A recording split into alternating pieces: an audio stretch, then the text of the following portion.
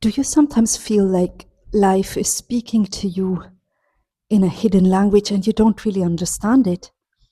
Or the whole opposite? Do you sometimes see life and the world just filled with things that you can just put price tags on or labels, and it all seemed to be empty and just purely transactional? Well, this video might have a few answers for you and a few perspectives you might be interested to regain this sense of awe, this sense of wonder, and this sense of magic in your life. Welcome, my name is Dr. Sarah, and I want to talk to you today about the world of the symbols and how we can reintegrate them into our lives. We live in times where the intellect is seen as a human's highest good. Everything aims to train the intellect from very early on. Even my little baby in childcare, she sings the alphabet song before she can even string a sentence or two together. And she doesn't even have a mental concept about what a letter is or why a number is there. But still, they're learning it, and they're already developing this side of the brain and the logical thinking and numbers and letters and everything. And as a parent, I feel called to rebalance this a little bit, go out into nature, show her flowers, show her how she can connect to this world with a sense of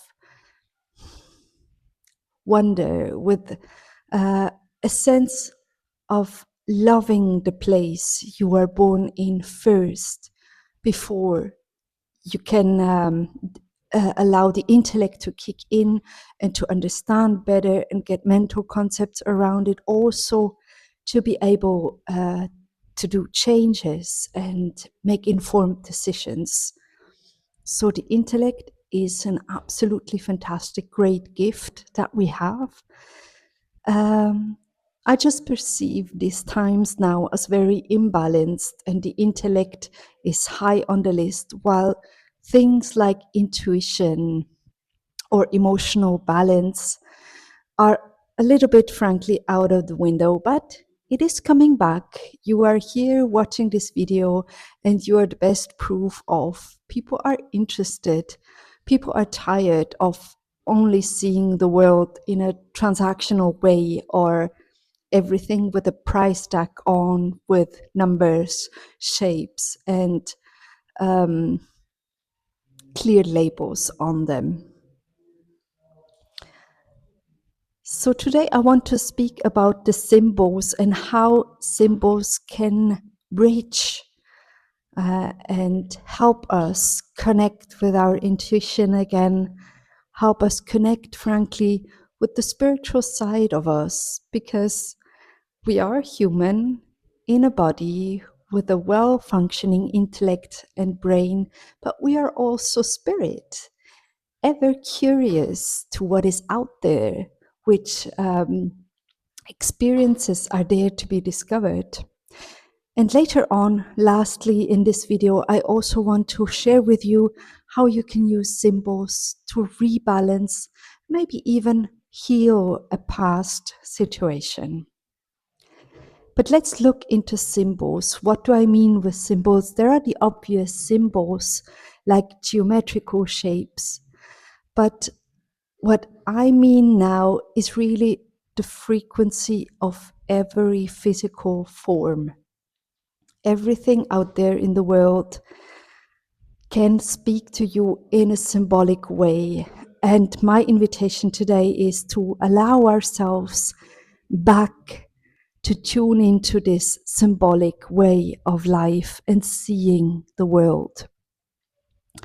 I can give you a couple of examples. For example, when I stand in front of a volcano, I am in complete wonder and overwhelmed because I feel this force. I feel the heat of the fire and the blackness of the stone, the earth. And it also connects me to my fire, to my passion, even to my anger, and the eruption is a symbol for me of release, also of rebirth. To give you another example, a completely different example is my spirit animal that I like to refer to as symbol quite a lot. It is a little butterfly, a tiny little yellow butterfly. But every time when I see them out in the wild, and where I am coming from, it's Switzerland, we have them in the garden in springtime. You can see them throughout the summer regularly. And it always touches my rather melancholic temperament when I see a butterfly, because it's so light, it's fragile, but to me it is so uplifting, this happiness in this flight, this lightweight, that, you know, the lighter, brighter side of life. And I realized that when I invite these symbols and the symbolic aspect of the physical things in life, how much it can balance my situation or my emotions, or in this case, my very temperament. So I'm a rather melancholic temperament, which gives me a good talent of thinking deep. And but we know when this temperament gets imbalanced, then you can just sink into depression, and we don't want to go there. So, inviting the symbols into your lives, looking, for example, at a butterfly and connect with this very energy, with this very frequency, you ultimately feel balanced, because your weight and your heaviness and the butterfly's lightness and happiness brings you to a sweet spot of neutrality, frankly, where life feels like this, I can go on, I can have life, and I can be part of this. So every little physical thing can be seen as a symbol. And I would like to invite you to just tune in, to take the peace and quiet and start to communicate with the world around you in this very manner, in this sense of, what are you telling me? Why? Which kind of answer am I to this? And then you will see how much things can balance your situation.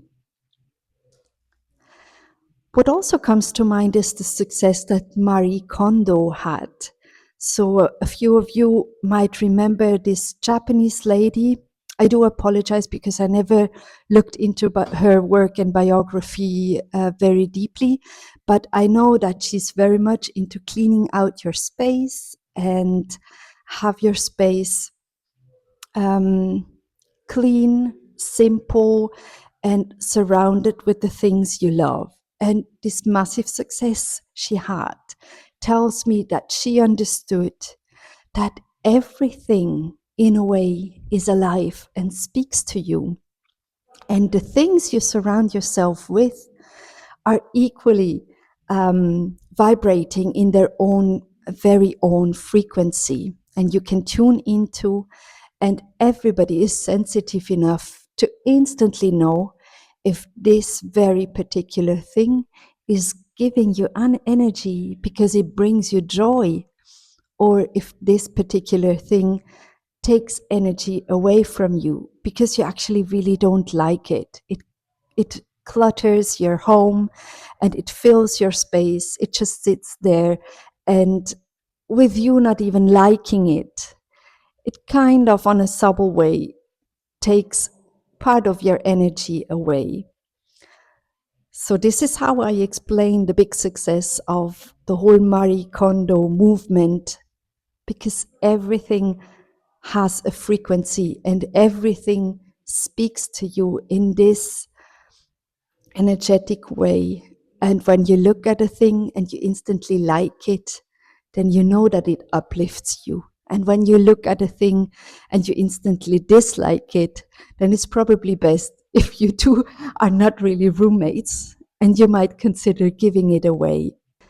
The cherry blossom carries such a strong, beautiful frequency of love that is touching people's hearts from heart to heart.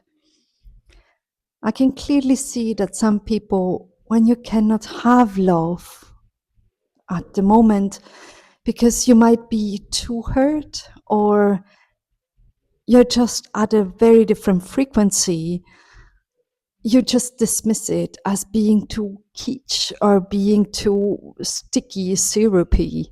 But if you let go of all your prejudice and just simply tune into the frequency of a cherry blossom,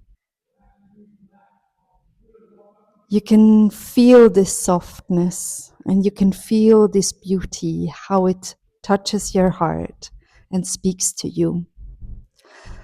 So, what I did earlier today in a meditation, I deeply relaxed and I went back to a situation that hurt me. So, it was not too crazy bad situation. So, it was in ninth grade. My mom just passed away a few months ago. And a teacher of mine, I cannot even give you the context because I simply don't remember. I just remember that very situation, how it happened, that a teacher told me, oh, well, with a child like that, I would rather be dead too. And this was a few seconds in time, but even many decades later, I still remember that situation. So, what I did in meditation, I closed my eyes, I relaxed, and as an observer, I went back to that situation and looked at those two people standing in front of me. The student, deeply lost in life, young, teenage years, doesn't know what to do with herself, and maybe a bit rebellious too. So, a whole mix in that bag, plus the hurt from the loss and pushed away grief. And on the other hand, I looked at the teacher with his own confusion and frankly overwhelm, not knowing how to step up into compassionate leadership at that very moment because first of all, he never had role models for that. He just simply didn't know how to do it. So, what I did in this situation in meditation, I brought in a cherry blossom, one to the student and one to the teacher, and gave them the cherry blossom. And the way the energetic systems around them started to shift and to turn was really, truly beautiful to watch and to see how you can bring a deeper understanding into a situation when you look at it through the lens of love, if this makes sense to you, bringing in a different frequency through a symbol like the cherry blossom, who carries a very distinct and beautiful frequency. And if you are at a point where the people are able to have that, and frankly, most of us are actually longing for healing. Most of us want to be seen. Most of us want to be appreciated and just be let in a situation, be seen, lived through, and be witnessed in their lives. So if you can offer a symbol to your past and to everybody who is involved in that past situation, you can see how instantly everything shifts and how through your present moment you heal a moment that happened in the past. With this, you also change the Akashic records, and the hurt is no longer on the record. So, I hoped you enjoyed this little story of symbols. Please let me know in the comments below what you have seen today, which little tiny physical thing spoke to you today, and you build up a deeper connection. Maybe it's just your coffee cup, but how much comfort lies in this cup of coffee within the ceramics or the glass, and is able to speak to you if you simply listen. With this said, much love, and until next time, Dr. Sarah.